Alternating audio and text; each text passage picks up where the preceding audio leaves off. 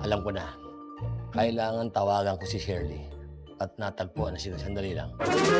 Dali lang. Huwag muna. Bakit? San Pete, kailangan pa rin natin ng matibay na ebidensya. Kaya nga natawagan ko eh. Huwag kang tumigil. Hello?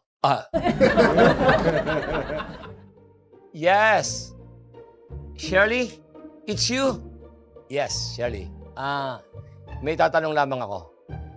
Si Richie ba nandiyan sa bahay niyo? Nandyan? Kaharap mo?